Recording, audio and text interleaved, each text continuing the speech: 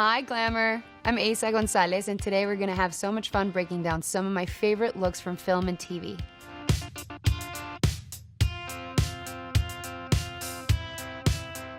This is from Dusk Till Dawn, the series 2014, and I play the role of Satanico Pandemonium. The first show I ever did in the US. I remember being so incredibly nervous. Obviously for multiple reasons. First of all was obviously working with Robert Rodriguez and being able to play this iconic character that Salma Hayek basically embodied so beautifully. And they did this custom piece and they wanted to look different but look like the original a little bit and have the inspiration.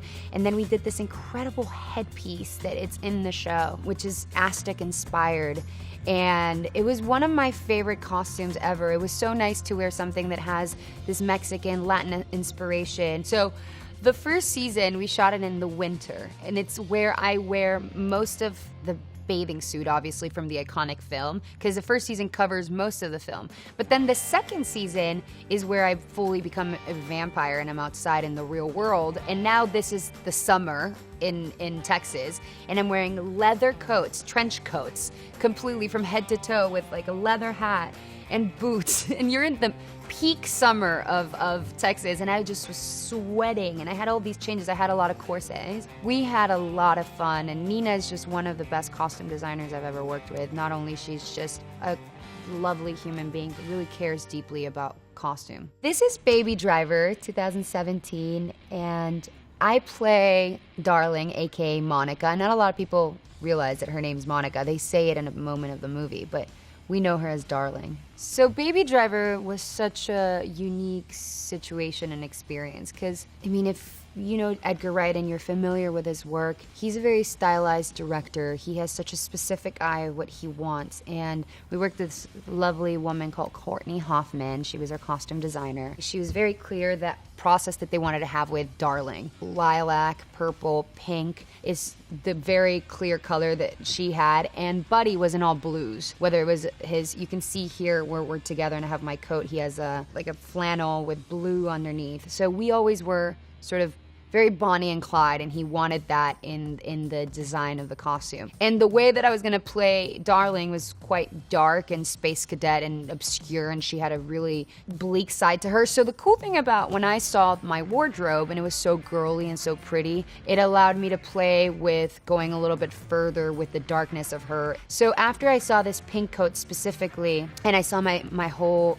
suit for the last robbery, I wanted to make her very, very childlike. So I came up with a couple ideas with Edgar Wright where I wanted her to blow bubbles in one scene and be eating lollipops all the time or always have gum in her mouth. Just very childish, very girly, and it's something about her that hasn't really grown up. And that's what I love about costume. It says so much about your character, and it's really cool when it informs your performance. And I kept my hoops. They say Darling. I always like to keep one piece of my wardrobe. I still wear them sometimes to go out, and they're people's favorite. So this is one of my favorite wardrobes ever. This is Paradise Hills, and I play Amarna, the lovely rock star. Well, she's kind of a pop star, but she lives a rock star life.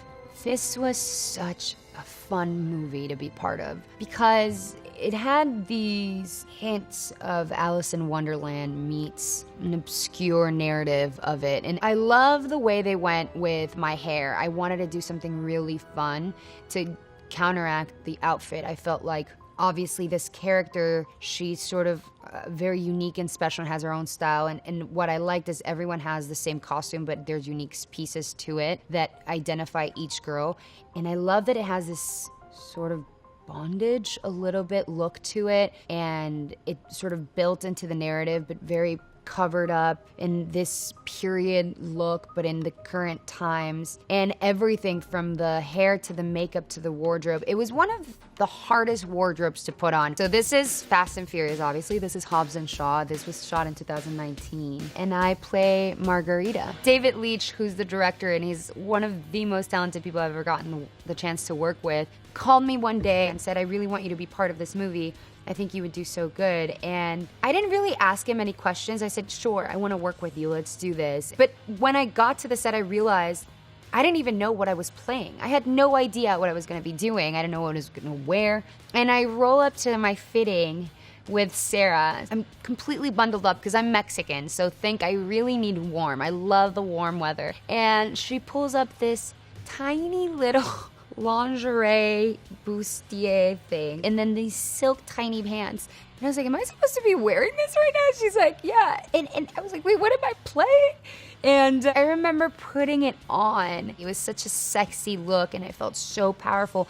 And then they started putting on my guns, and the boots, the whole look. And then we were working with Alessandro, who was our makeup artist in our movie, and I really said I'd love to channel Monica Bellucci in this. It feels very, a 2019 twist of what Monica Bellucci is. Also looking at the set, right? If you look at the set that we're in this colonial, beautiful, beautiful mansion, and all the pieces of art around it just made it look quite expensive. So we wanted to go really expensive with her. And then there was an opportunity to wear this fur coat, but I really don't like to wear fur and anything that is cruel to animals. So I was very vocal that I did not want to wear that. And it was really important to the costume designer as well to feel like it felt genuine. And it was a really beautiful coat, but I endured the cold because of the animals. I just didn't want to do it. I remember being on set with the guys, and they're like, this is an incredible, look, you have to keep it.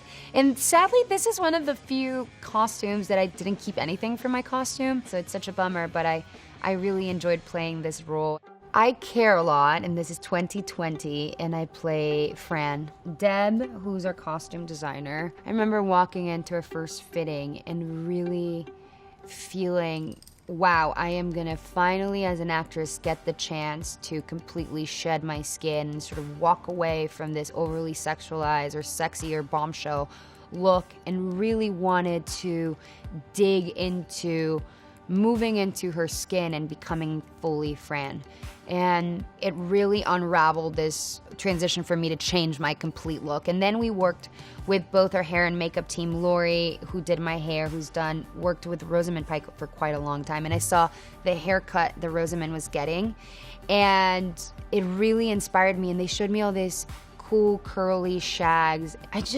They said, we don't want extensions, we don't want, it just really inspired me, and I said, let's get rid of the makeup, let's do the hair, and then let's let that inform the outfit. I remember Lori said, I want to perm your hair, and I said, I have really curly hair, actually. And all of a sudden, it was wild. I've never done my hair in my entire life. I mean, at this point, I'm 30 years old, and I've never rocked my hair like that. So I even discovered a new me in this movie, and it opened my confidence of playing more with my look as an actress and feeling more comfortable of just not having this typical look consistently in every project. And now I sort of change it consistently. This was one of my favorite experiences as an actress. I grew so much in this character, and Fran gave me so much, and I'm so grateful that I got to do it. Ambulance 2022, and I played Camille. I called my agent and I said, how can I get this movie? What can I do? And then I sat down with Michael Bay, and I said, Michael, I really believe in you as a director, and I think you're really good, but I think that it's really important for you to make a female character that feels like a contemporary real woman, and that feels dynamic and grounded and not designed over a male gaze. He's like, I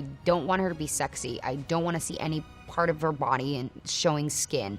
I want her covered up. She's the heart of the movie. It's super important. And so sure enough, we started wearing these t-shirts and this, their whole day-to-day costume and, their wardrobe, right? Which was my costume. And it's really powerful.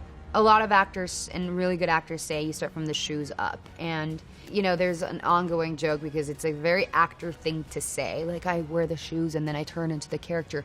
But really, this was the first time I felt that, because they wear specific boots for being able to be dynamic when they're working. They have to be protective of their feet wherever they're walking. They also have to have a really good grip on their feet. They're running quite a lot.